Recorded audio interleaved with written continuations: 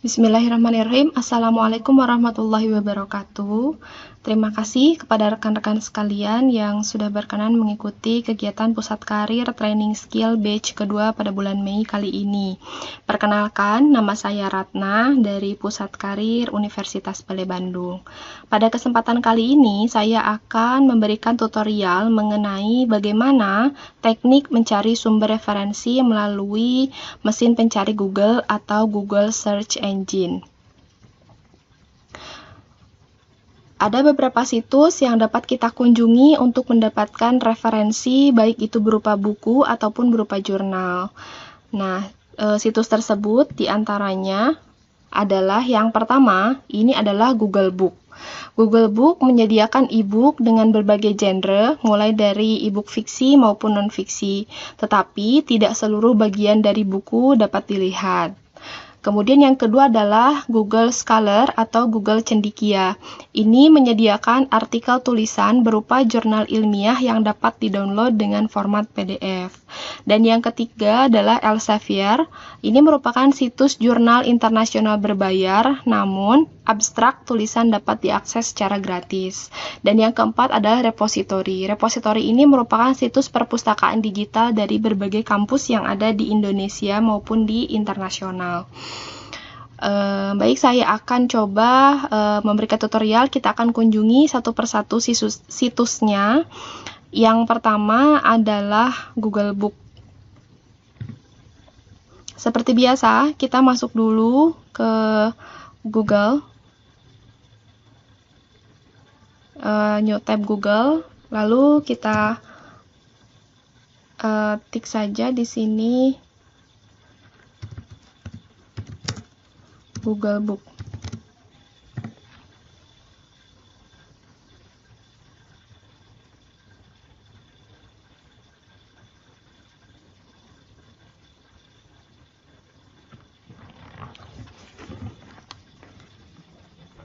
Kita tunggu sampai situsnya muncul.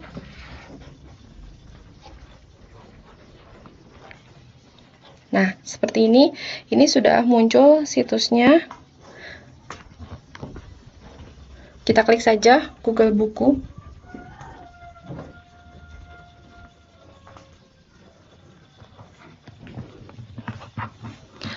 Ada tampilan yang berbeda.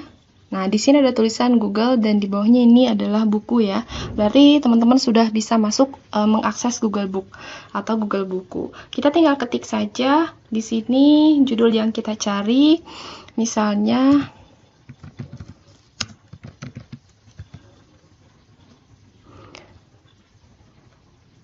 dasar-dasar manajemen. Kita search.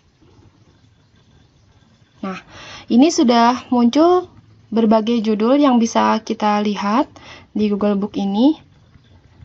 Dasar-dasar manajemen. Misalnya kita buka di sini.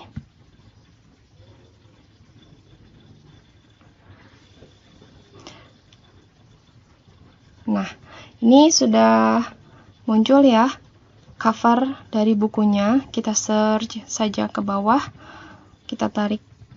Nah, ini identitas bukunya. Identitas buku ini bisa kita masukkan ke dalam daftar pustaka ya. Nah, kemudian di sini ada daftar isi. Jadi, Google Book ini bisa kita gunakan ketika kita ingin membeli sebuah buku, tapi kita perlu tahu dulu daftar isinya. Nah, coba teman-teman silahkan ketik saja judul buku yang dimaksud, kemudian bisa kita cari daftar isinya. Kalau sekiranya daftar isi buku tersebut relevan dengan informasi yang kita cari, maka teman-teman bisa membelinya. Tapi kalau misalnya tidak relevan, ya berarti tidak usah dibeli, begitu ya kurang lebih. Nah, kalau misalnya di sini ternyata ada judul yang relevan, halamannya halaman sekian, ini tinggal kita cari saja di sini. Kelemahan dari Google Book ini adalah dia tidak membuka seluruh bagian buku. Jadi mungkin ada bagian yang menurut teman-teman itu judulnya menarik, tapi ternyata tidak bisa dibuka.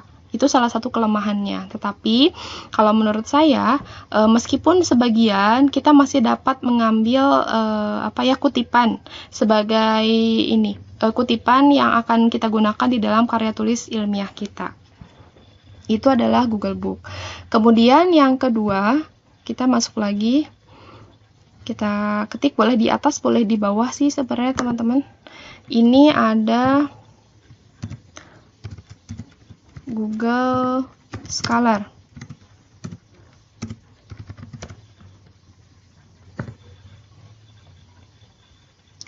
Ini ada Google Scholar. Kita klik saja yang bagian apa sih yang muncul paling atas.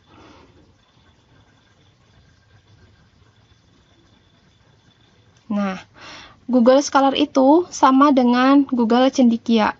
Jadi, kalau misalnya kita mengetiknya Google Scholar tapi munculnya Google Cendekia, itu sama saja ya teman-teman.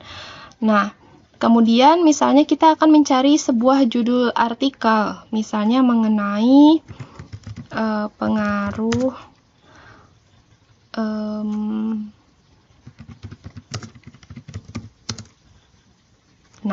pengaruh pola asuh terhadap kepribadian anak. Ini ada sekitar 15.600 artikel yang dihasilkan selama 0,05 detik. Luar biasa. Jadi artikel-artikel ini atau jurnal-jurnal ini bisa kita kutip, kita buka, kemudian bisa kita kutip gitu ya, sesuai dengan kebutuhan karya tulis kita.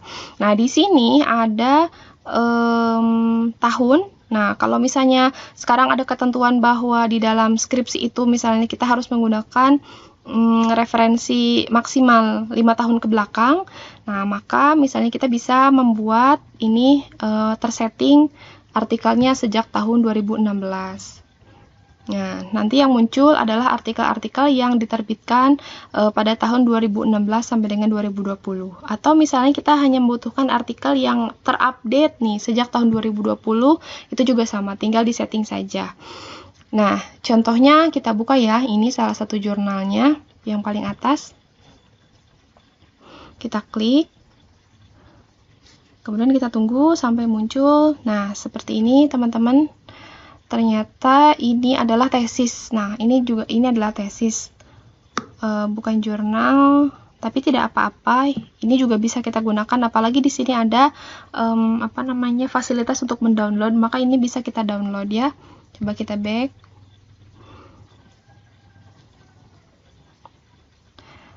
Nah, ini jurnal.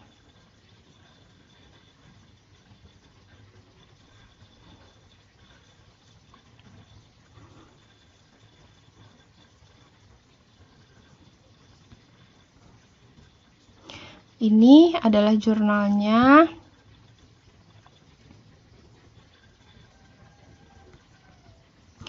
Judul jurnalnya adalah pengaruh pola asuh otoriter orang tua bagi kehidupan sosial anak. Ini lihat, ini ada icon atau tulisan PDF. Ini berarti bisa di-download ya, tinggal diklik saja.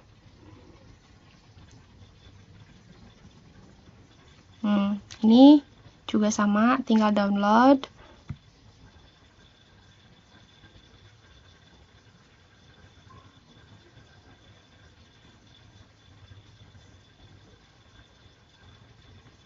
Bentar, masih loading.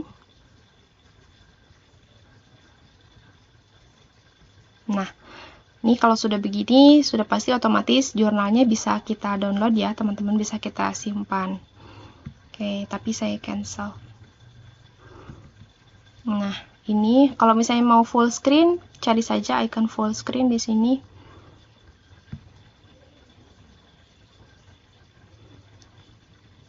Ya. Nah, ini full screen. Nah, ini adalah identitas jurnalnya ya. Ini judul jurnalnya, penulisnya, kemudian ini portal penerbit jurnalnya, yaitu Jurnal Pendidikan dan Konseling. Ini tahun terbitnya, jumlah halamannya, kemudian ini adalah isunya gitu ya. Nah, kalau yang kemarin sudah belajar tentang bagaimana membuat daftar pustaka melalui toolbar reference pada Microsoft Word, maka identitas jurnal ini dapat langsung diinput di reference, sehingga nanti daftar pustakanya juga sama, otomatis akan muncul ketika kita mengklik toolbar bibliografi. Seperti itu. Nah, kemudian yang ketiga, adalah Elsevier.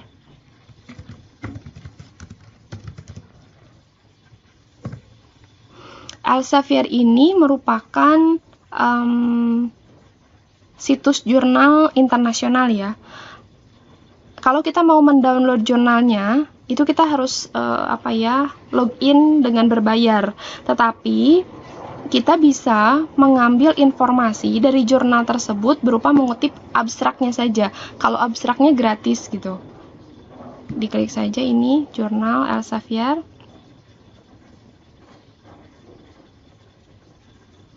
Ini adalah jurnal internasional ya teman-teman. Jadi kalau misalnya mau mencari referensi judul skripsi atau misalnya mencari referensi untuk teori-teori skripsi kita, ini bisa digunakan. Dan ini lebih update gitu, lebih update sehingga skripsi kita bisa memunculkan judul-judul yang lebih kekinian. Nah, ini judul-judul jurnalnya, teman-teman. Ada juga di sini booknya ya, tapi kita ini saja, kita pilih saja khusus jurnal di sini. Kemudian misalnya kita search di sini managing people, ini kemarin saya sempat cari ini managing people in education, search.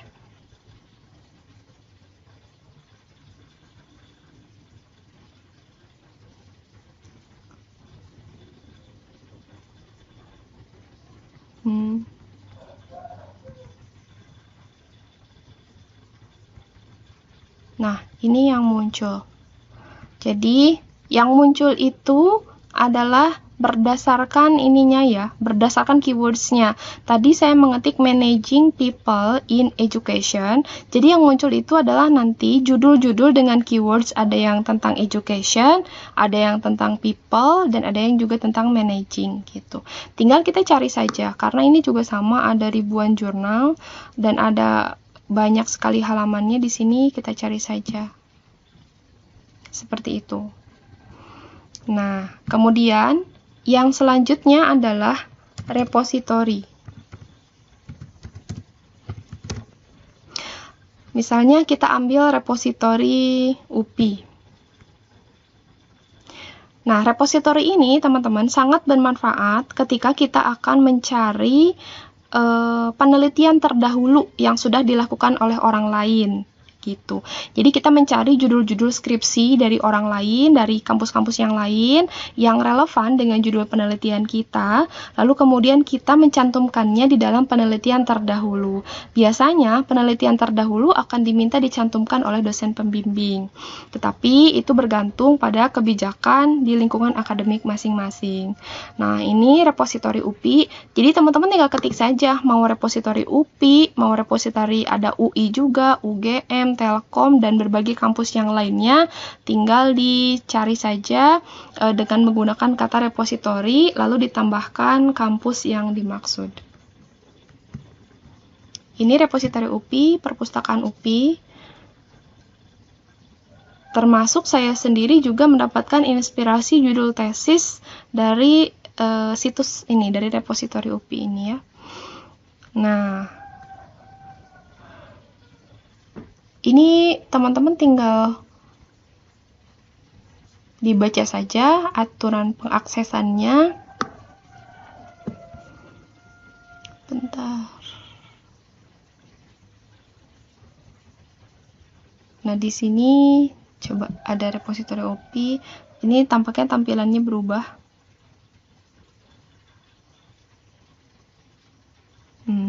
Ini ada search. Nah, ini ada ini ya, misalnya jenis dokumennya ada all of, judulnya misalnya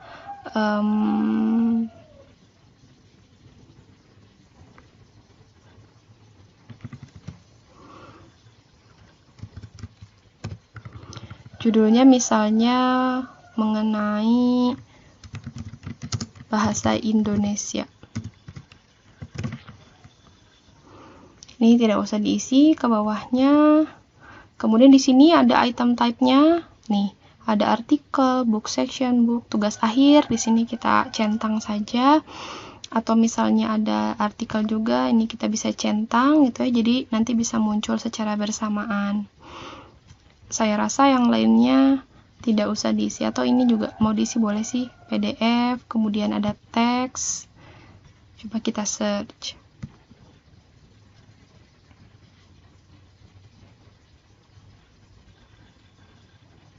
Nah, ini dia daftar.